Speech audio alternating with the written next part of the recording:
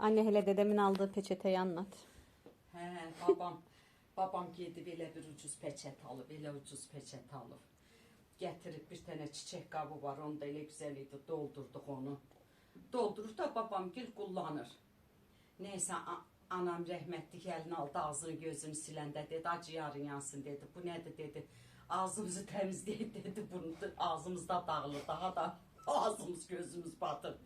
Bu ne pis bir şeydi. Neyse annem hastaydı. Annem rahmetli olduktan sonra 9 bacı yığıldık. Anamın üstünü başını topluyoruz. Benim bacım gitti oradan peçeteden aldı geldi.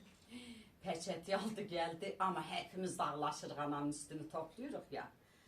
Elə peçeti belə gözüne götürəndə bacımın biri belə siləndə məni aldı gülmək.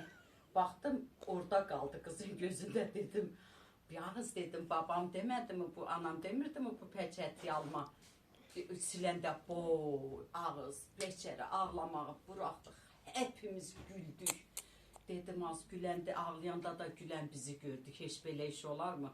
Babam peçetesi hepimiz ağladığımız yerde güldürdü. Ey Allah rahmet etsin. Mekanları cennet olsun. Takipçilerim sizi çok seviyorum. Allah yolunuzu açık etsin. Desteklerinizi beklerim.